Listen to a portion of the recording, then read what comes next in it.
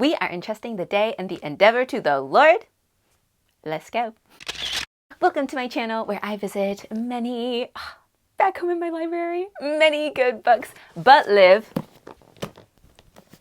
in the Bible. My name is Sarah Christine, and today I would like to talk about none other than Philip K. Dick's Do Androids Dream of Electric Sheep? I first picked this up 2 years ago at the recommendation of the Water Buffalo, only to quit after chapter 1 because the Water Buffalo and I got into a heated dispute about Rick Deckard and Bill Barber's rooftop chat that made my conflict-averse self be like, let's never pick this up again. But 2 years in, the Water Buffalo and I have both matured, and frankly, I wanted an answer to the question, do androids dream of electric sheep? Alas, I did not get it, but what I did get is much more on the same page with Owen Wilson in The Internship when he says, no, people have a deep mistrust of machines. I have a deep mistrust of machines after reading this, and frankly, I'm gonna be ready if androids ever proliferate on the earth to hit them with the guzzler. And if the whack doesn't work, the water within will, I am sure. Brief summary and some relevant context for Do Androids Dream of Electric Sheep? This story is set in a post-World War terminus dystopia where the planet has been so completely nuked that pretty much every human being has had to emigrate to Mars, either to avoid radiation or because they have been promised a personalized android servant as an emigration incentive. We, however, are following one of the few remaining Earth inhabitants, Rick Deckard, who is a bounty hunter living in the Pacific Northwest, whose job is to hunt down rogue androids who have killed their masters on Mars and fled back to Earth for a fresh start. For each android, or Andy, that Rick retires, aka destroys, he gets $1,000, which doesn't seem like a lot of money, but will seem like even less money when you consider that in this post-WWT universe, a down payment on a goat, is $3,000. Why is this? Well, because of the radiation, pretty much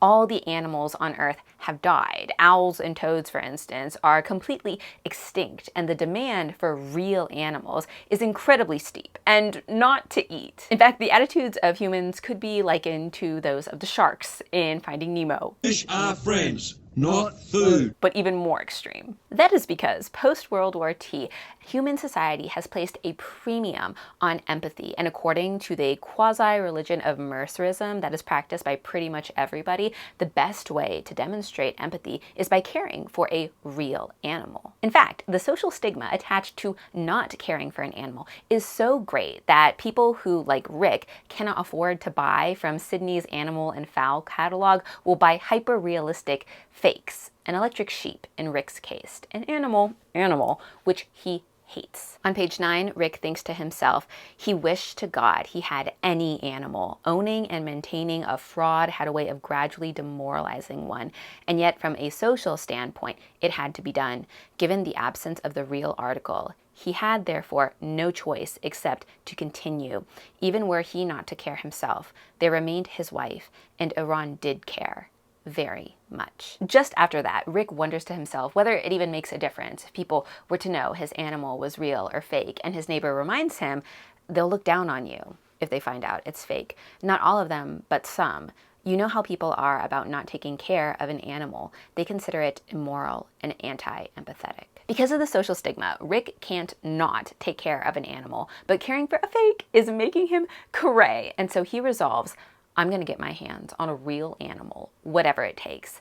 And what it's going to take is him getting really ambitious about putting rogue androids out of commission. I'm really glad I finally read the rest of Do Androids Dream of Electric Sheep, even if, as Murphy Napier said in her review, it's more of an ideas and themes book than it is a plot-driven story. I mean, it certainly catalyzed my thinking on a number of things. And what I want to talk about today in greater depth are the 3 love lessons I learned by contrast with how the characters in this book act. And they are: 1, love offers before it's asked; 2, love is proof of life; and 3, love must be directed to its proper recipient. Lesson number 1, love offers before it's asked. In the first chapter of Do Androids Dream of Electric Sheep, Rick Deckard ascends to the roof of his apartment building to check on his electric sheep so that no one will suspect that it's not the real thing. And while he's up there, he runs into his neighbor, Bill Barber, who is checking on his horse. And Bill tells Rick, hey, guess what? My horse is pregnant. When he hears that, Rick is like, this man is gonna have 2 real horses and all I've got is a stinging electric sheep? Ah! But he keeps that inside. Outside, he begins to ask Bill if he would ever consider selling his horse. On page 9, Rick asks, ever thought of selling your horse? Barber said, it would be immoral to sell my horse. Sell the colt then. Having 2 animals is more immoral than not having any. Rick proceeds to press Bill on the fact that he should sell the colt.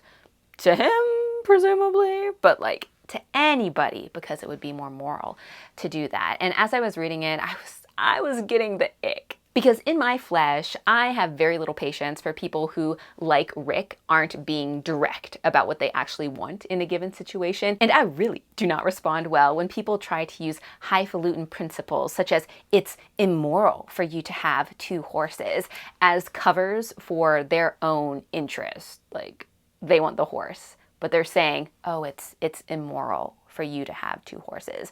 I do not respond well to that. I'm like, Rick, just say you want the horse, instead of saying, like he says on page 10, for you to have 2 horses and me none. That violates the whole basic theological and moral structure of Mercerism. Yeah, the entire time that I was reading Rick and Bill's interaction, what was in my head was a scene from C.S. Lewis's book, The Great Divorce, where a spirit in heaven tells her husband, who came up from hell on a bus, that he needs to cease and desist his attempts at emotional manipulation. And she tells him, stop it at once. Stop what? Using pity, other people's pity, in the wrong way. We have all done it a bit on earth. Pity was meant to be a spur that drives joy to help misery, but it can be used the wrong way round. It can be used for a kind of blackmailing. My instinctive read of Rick and Bill's back and forth was that Rick was the blackmailing emotional manipulator who was trying to use pity and the tenets of Mercerism to extort Bill out of a horse. And I was Team Bill all the way. But after my blow up with the water buffalo, I did have a revised take because our spirited disagreement 2 years ago tempered my contempt of Rick and asterisked my sympathy with Bill, such that when I came back and read that chapter again, it hit me very differently, even though it was the exact same interaction. To tell the truth, I felt a little bit like St. Augustine, who after his conversion ran across one of the women he used to yodel in the canyon with, and she was all ready to hit it again, and was like, Augustine, like, why aren't you interested? It is I. And he told her, yes, but it is no longer I. It was no longer I coming and reading Rick and Bill's interaction again. And with respect to Rick, I still didn't love his use of Mercerist morality as a cudgel to try and get Bill to give up the horse. I thought he would have done better to follow Paul's example in Philemon 1:8-9, when Paul writes to one of the brethren and he says, I have the authority to command you to do what is right, but I appeal to you on the basis of love. But when I thought of that, I was like, yeah, but Bill doesn't love Rick. If he did, he would have felt compelled to offer the horse to him, because we are told in 2 Corinthians 5:14 that the love of Christ compels us. It moves us to act for others' benefit. It's very much like the first chunk of William Blake's poem, The Clod and the Pebble, when the Clod says, love seeketh not itself to please, nor for itself hath any care, but for another gives its ease, or horse in this case, and builds a heaven in hell's despair. If Bill, the person I very much still identify with in my flesh, had love, he'd not just willingly sell, he'd not just happily give, he would offer his horse to Rick. And why doesn't he? Well, it's because, like Rick, Bill wants people to see him, 1, have, and 2, care for as many animals as he can. Bill won't even entertain the thought of selling his colt to Rick, even after Rick reveals that the sheep he has is electric. And that is because having and caring for animals is a sign of wealth, status, and Mercerist adherence that gets you social esteem and admiration. In essence, Bill is living for the applause, and I often think of John 12:43, where we are told that even all the way back in Jesus' day, there were many who also loved the praise of men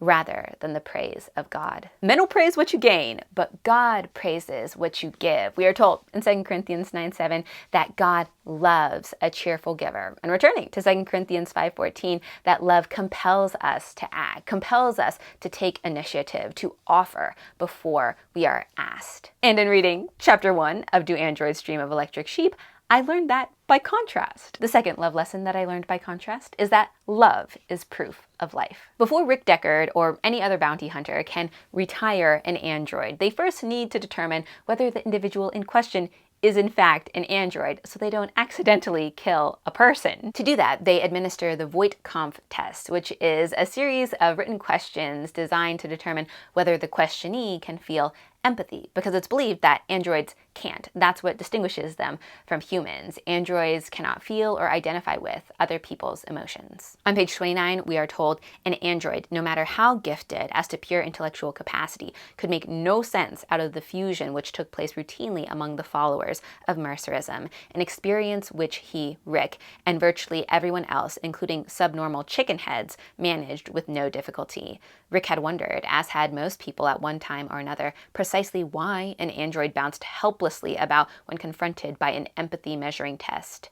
Empathy, evidently, existed only within the human community. The established position is that empathy is proof of life, is proof of being human, while its lack is proof of androidness. But early on, Rick is warned by his boss that there have been rumblings that there are some human beings who would not pass the Voight-Kampff test, such as sociopaths, psychopaths, and schizophrenics. And there are some androids, such as the brand new Nexus 6 advanced model, that might. Which, understandably, undermines the idea that empathy is proof of life. And throughout the novel, Rick does encounter such confusing instances. For example, he at one point teams up with a bounty hunter that he is pretty convinced is an android, only for the man to be human per the test, though admittedly not a good one.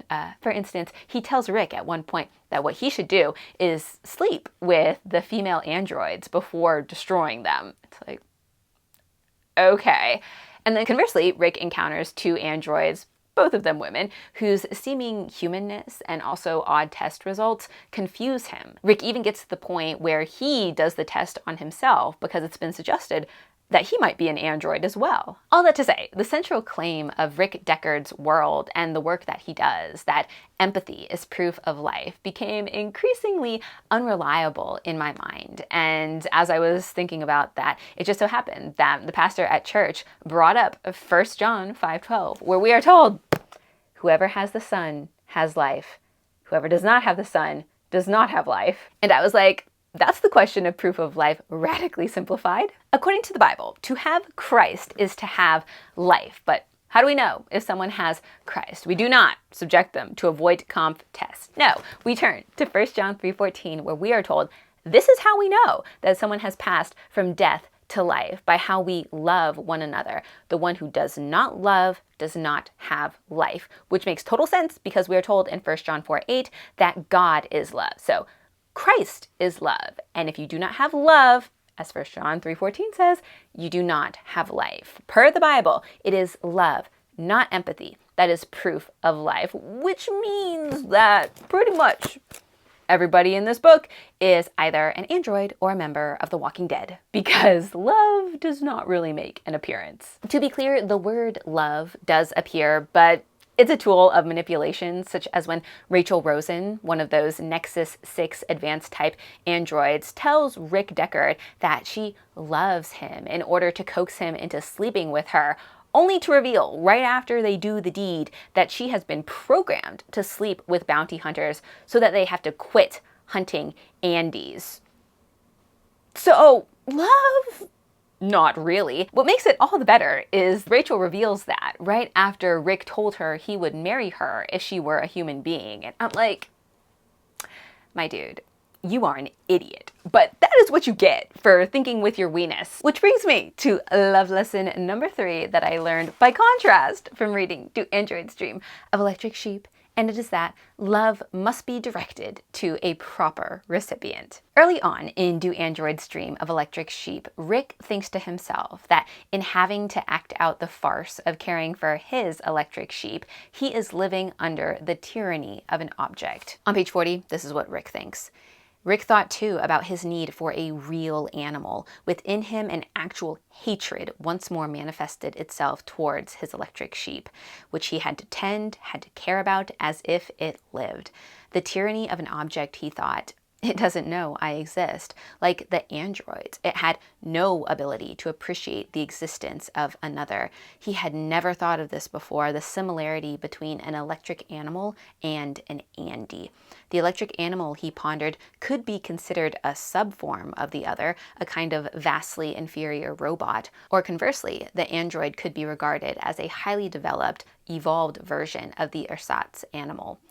Both viewpoints repelled him. We see there that initially Rick understands that caring for and simulating affection towards something that isn't real is degrading and repulsive. But by the end of this one, because this all happens in just one day, by the end of this one long day, Rick is getting naked with a highly developed, evolved form of that ersatz animal that he detests. Right before they commence, Rachel Rosen, the android, gives Rick what is possibly the kind of grossest sex pep talk that's ever been given. And this is what she tells him on page 178. I'm not alive. You're not going to bed with a woman. Don't be disappointed, okay? Have you ever made love to an android before? No, he said, taking off his shirt and tie. I understand, they tell me, it's convincing if you don't think too much about it. But if you think too much, if you reflect on what you're doing, then you can't go on for, physiological reasons. Bending, he kissed her bare shoulder. Thanks, Rick, she said wanly. Remember, though, don't think about it. Just do it. Don't pause and be philosophical, because from a philosophical standpoint, it's dreary for us both. For Rachel, as she shortly confesses, this was a lay back and think of your fellow androids situation, or else simply a function of her programming. But for Rick, were he to actually think about what he's doing, it's actually pretty sick, both mechanically and metaphysically. And in pouring himself into this android woman, something that isn't real, doesn't exist, he is once more under the tyranny of an object. Granted, it's an object that's been designed and programmed to ensnare and titillate humans. As the head of the Rosen Corporation, which makes the Nexus 6 advanced type androids, confesses on page 51, we produced what the colonists wanted, Eldon Rosen said. In C.S. Lewis's novel The Magician's Nephew, which is part of the Chronicles of Narnia series, Aslan at one point says, all get what they want. They do not always like it. The androids in Do Androids Dream of Electric Sheep are a prime example of this, because they're going to bite you in the butt, even as they're advertised as being everything that a human being could want. For example, on page 17, a TV advertisement says this. The TV set shouted, an android duplicates the halcyon days of the pre-Civil War Southern states. Either as body servants or tireless field hands, the custom-tailored humanoid robot designed specifically for your unique needs, for you and you alone, given to you on your arrival absolutely free, equipped fully as specified by you before your departure from Earth. This loyal, trouble-free companion in the greatest, boldest adventure contrived by man in modern history will provide. It continued on and on. In essence, the androids are designed to look hot and to do whatever you want. And I think what this story makes plain is that when mankind is given free reign, what we want is revealed by what we create. And that is sexy, soulless slaves. In Psalm 115, verses 4 through 8, we are told, their idols are silver and gold made by human hands. They have mouths but cannot speak, eyes but cannot see. They have ears but cannot hear, noses but cannot smell. They have hands but cannot feel, feet but cannot walk. They cannot make a sound with their throats. Those who make them are just like them, as are all who trust in them. The Bible's claim is that we become what we create, which makes total sense when you consider Matthew 6:21, where we are told that where our treasure is, there our hearts will be also. The act of creation takes three of our greatest treasures: our time, our talents, and our literal treasure. And the claim of Scripture is that our hearts, our affections will migrate into what we create, such as a sexy, soulless slave. And that's what we'll begin to imitate. All that to say, the work of our human hands is clearly not a proper love recipient. So what, or rather, who is, if you know me, you know what I'm about to say, love incarnate, Jesus, who is about as far from a sexy, soulless slave as you can get. And in the run-up to Christmas, I've actually been thinking a lot about the fact that from the outset, Jesus is nothing like what we in our fallen flesh would want or even expect. Specifically, I've been thinking about a line from the poem Crazy Jane Talks with the Bishop, which says that love has pitched his mansion in the place of excrement. That line has been in my head constantly, especially because, speaking of real and fake sheep, one of the families that I've been nannying for set up a nativity display a few weeks ago, ceramic sheep included, and every time I would pass by it carrying their little man for a diaper change, I would think to myself, seeing the manger,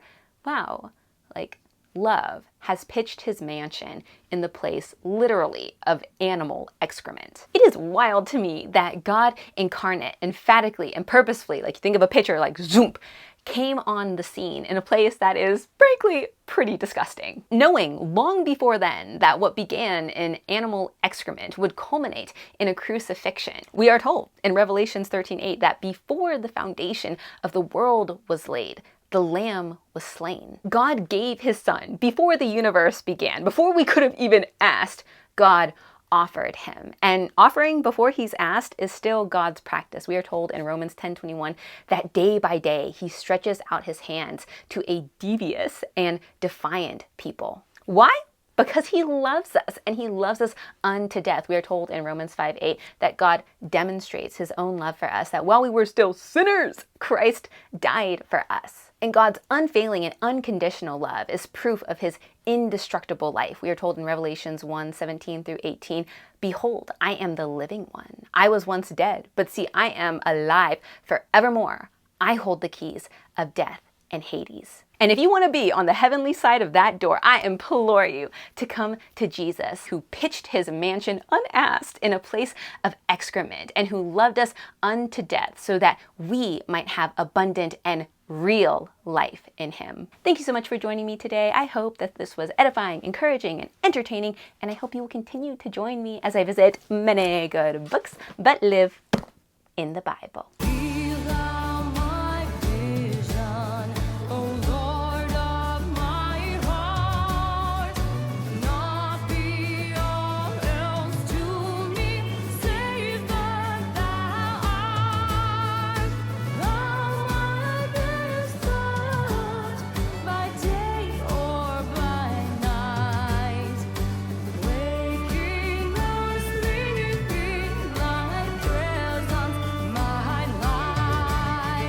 This is cockeyed.